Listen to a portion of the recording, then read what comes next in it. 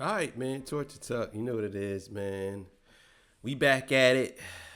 You know what it is. So look, today's episode. I did an episode earlier about this guy. He had said some things about Drake and him being the standard, and and Kendrick Lamar basically got to keep up with this whole thing now.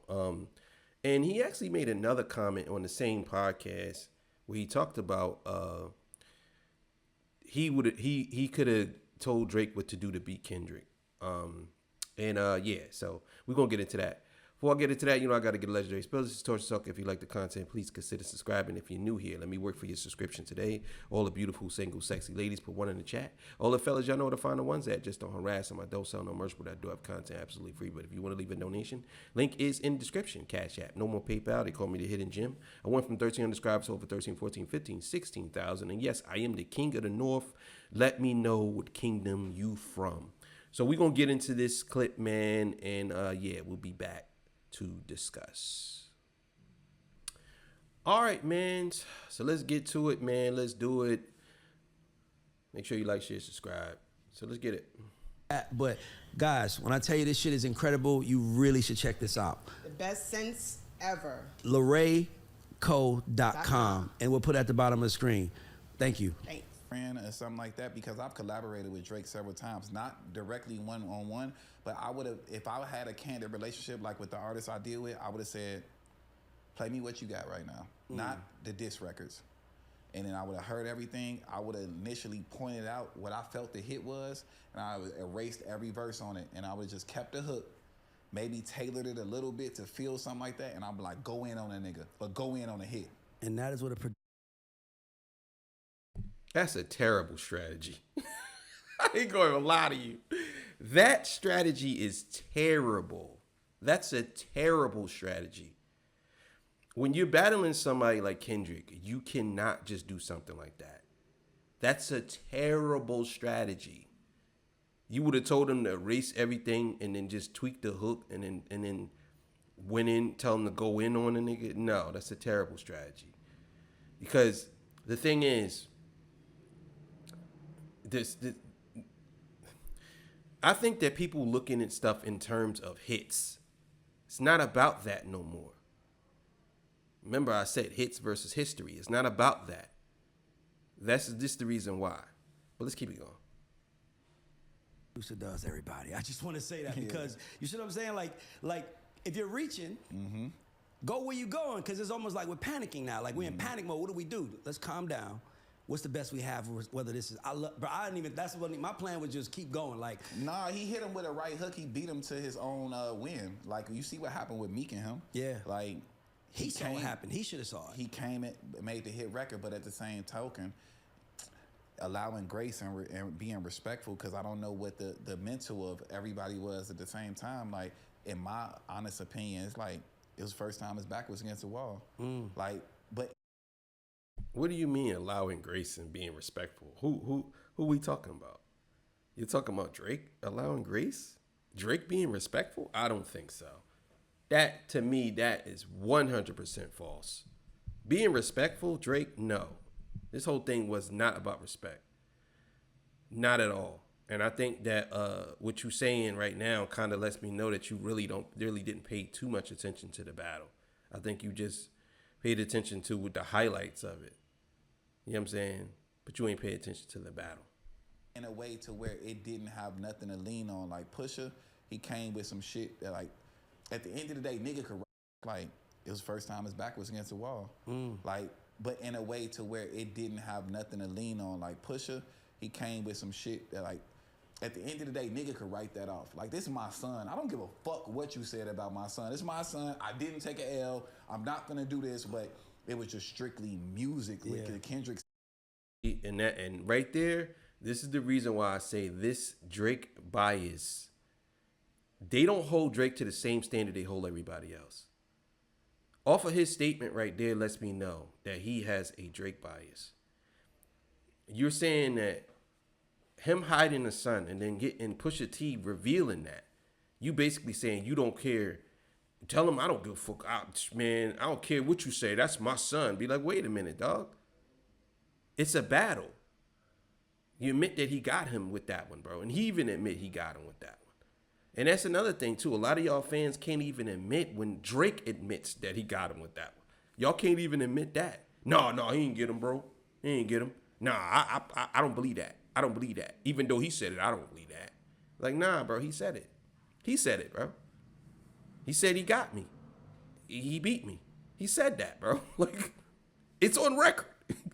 So I don't understand why people would even say that. Like, it just doesn't make sense to me. Like, I understand when you're trying to, create an argument, but at the same time, I don't agree with that at all. Situation, and I just think he to me, honestly, I wouldn't even have entertained it. You would have went the other way. Bro, I got, what's Drake's out? What's your... What do you mean you wouldn't have entertained it? You just said you would have told him to play you what you got and he would have erased everything. You just said you would have entertained it. Now you're saying you wouldn't have entertained it. Now I get he's saying if it was him, he wouldn't entertain it. But for you to, again, this is what makes me mad about Drake fans and people who are siding with Drake, right? You can't be a manufactured king. You have to be a king by your hard work ethic, and you are a king because people put you there or you being a dominant force. Drake was probably some of those things, but you can't ignore someone that's at war with you, who is just as big as you, because they want the crown. They want you got kings and you got emperors. Let's just say Drake probably was an emperor, right? And Kendrick was a king. Kendrick now wants to be the emperor. That's it. He wants to rule the entire thing. And he took it from Drake. And a lot of y'all out here trying to make these excuses as if, like, I don't know, Drake did something wrong or whatever. You know what I mean? Kendrick did something wrong or whatever by dominating Drake this way. It just doesn't make sense to me.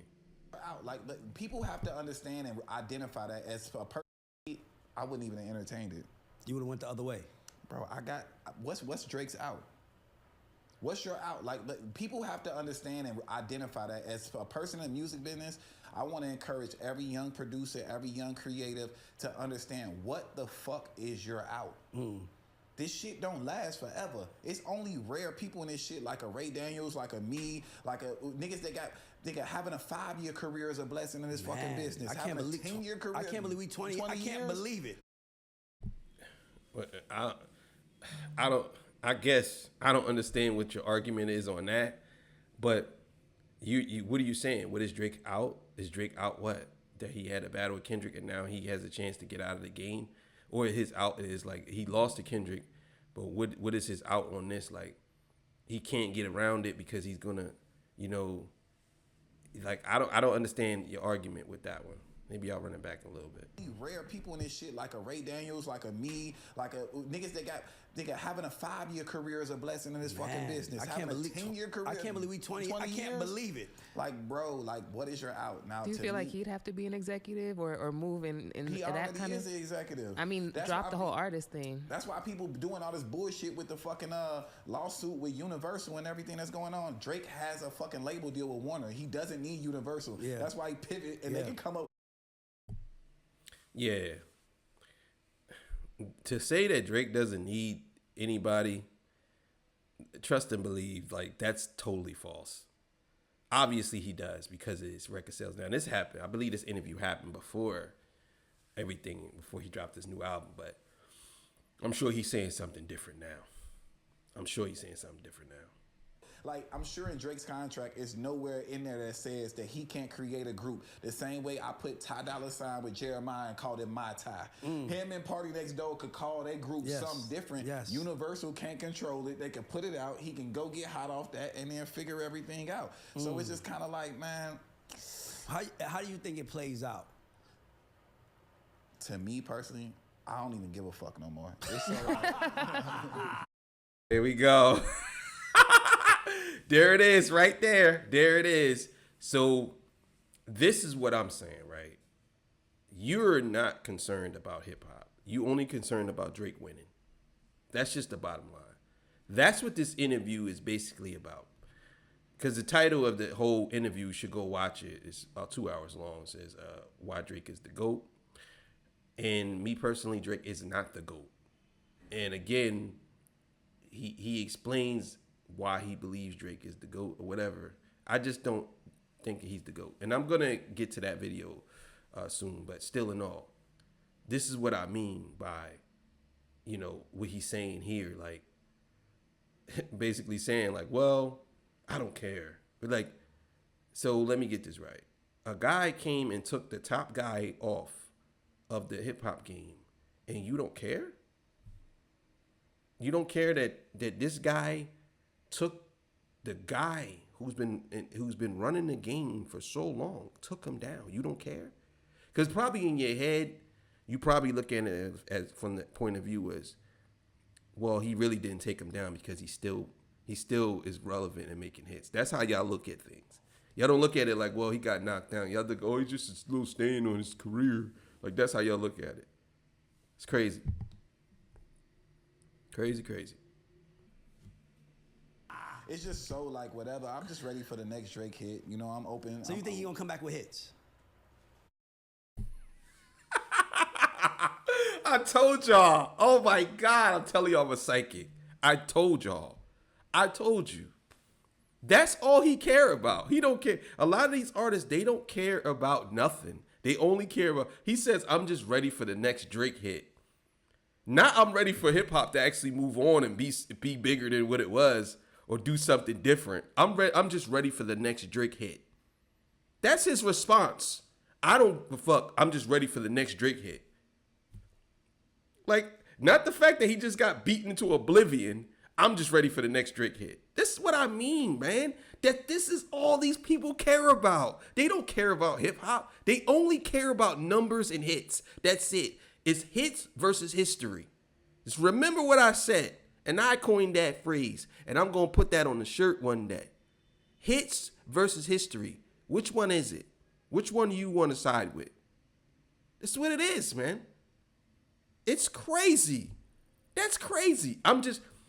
He not even producing a hit. He said, I'm just ready for the next Drake hit. Not I'm ready for hip hop to be bigger, and I'm glad that Kendrick Quay's that, and I'm ready for hip hop to be something special. I'm ready for the next Drake hit. Oh my God, bro. That's crazy work.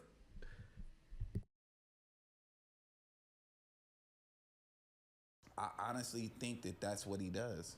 He's a hit maker. That's what he does. I don't know if it will be received with social media and all this other shit, because somebody always got something bad to say. Yeah. I remember when I seen you in LA for BET Awards, right? I went on a Ball Alert situation, and they were talking to me, and I'm like, man, I ain't gonna lie, I ain't got no kids, boy. I'm finna have me a light-skinned, green-eyed, blonde-haired baby. They like, this nigga's a colorist. Boy, I got green eyes and blonde hair myself, and I'm light skinned. Like, all I was doing was speaking about what my nut was gonna produce out of the whole situation. Bro, so you can't care about this shit no more, bro. You've always had a funny relationship. I don't know why he even mentioned that. I guess he's trying to correlate that to him not caring. I don't know what was the point of that. I mean, to me, you should have kids with whoever you want to have kids with. It is what it is. I mean, nothing I can say about it. They ain't my kids. But as far as what he's saying about Drake is always a hit maker, that's because y'all put him in that position. Y'all never gave him no pushback or actually, and on top of that, when you said that's what he do, you already gave him that title. Most people gave Drake that title. Now, granted, some of the stuff actually was true, but most of the stuff, let's say, if there's only 10 artists, right? 10 artists out. Let's say those 10 artists. And those 10 artists do, I don't know, do a couple of numbers. And then Drake comes around. But those 10 artists is not really known like that. Let's say those 10 artists is known a little bit, but they ain't really known like that. Drake comes around and dominates. You say he's a hit maker, even though, let's say Drake sold, out of those 10 artists, let's say those 10 artists sold 10 records and Drake sold 20 records. But Drake usually sells 100 records. But you would still consider that him being a hit maker, or he made a hit because he beat those 10 artists who were not known or not around. See, when Kendrick comes around, Drake don't usually drop. He don't. So Taylor Swift, The Weeknd, Kendrick, Ed Sheeran, a bunch of artists come around. Lady Gaga, Bruno Mars. It's a bunch of artists that come around that I think give Drake some trouble with Post Malone, stuff like that, right? But when you're dealing with people who are not really known and they're hitting the charts, like Sexy Red and stuff like that, and then you come out and drop a record and you have a hit, it's really not the fact that you are the hit maker. It's basically the climate that you're in. You know what I'm saying? The climate you in is what make you who you are. And I think that that's the issue that I have with people who say these things about Drake, is y'all don't want to admit that he doesn't come up with all these hits when he's in a climate of people who are bigger or just as big as him. He only does it in a climate where people are not as big as him. You know what I'm saying?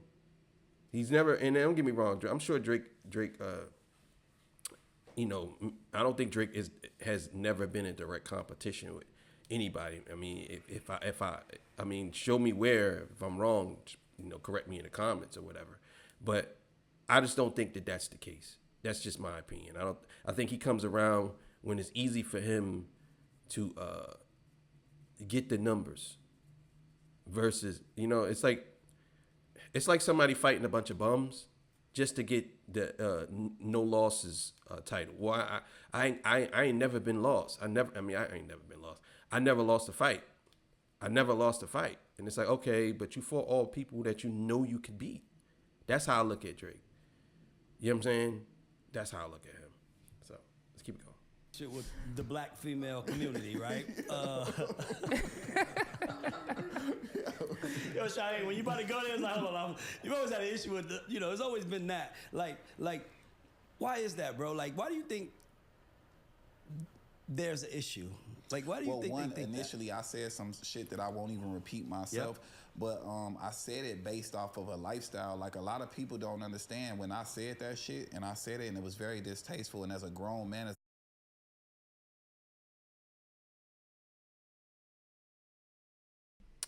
yeah, man. So I had to change it up. They started talking about something else. Actually, that is actually a pretty good conversation. What they were talking about right there. I'm going to cover that on the After Hours show. So if you interested in that topic, make sure you go to the After Hours. All right. So look, man. You gotta understand, this is hits versus history, right? So Drake come around and say he has 100 hits, but within those 100 hits, he's fighting a lot of bums. You know what I'm saying? And it's manufactured hits. But I think we got to the point where people, they look at Drake as a hit maker, kind of how they looked at Diddy as whatever he touched turns to gold or go platinum, because it's a perception. They don't care about the actual music behind it.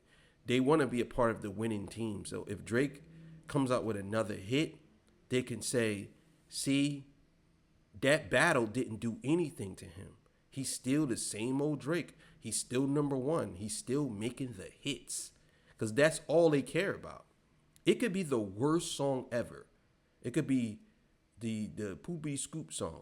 Do do do do do do. I do all over the place. I do, and he come in rapping. And he's like, yo, that's a hit.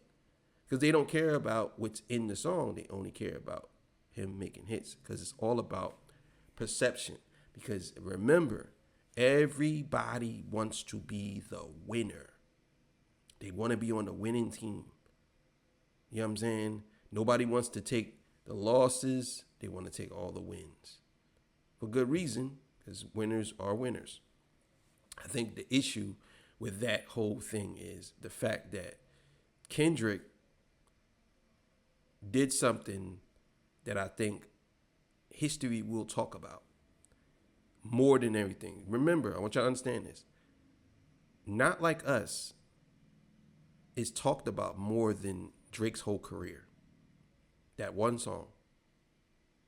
I'll be honest with you. That song is now a part of Drake's career.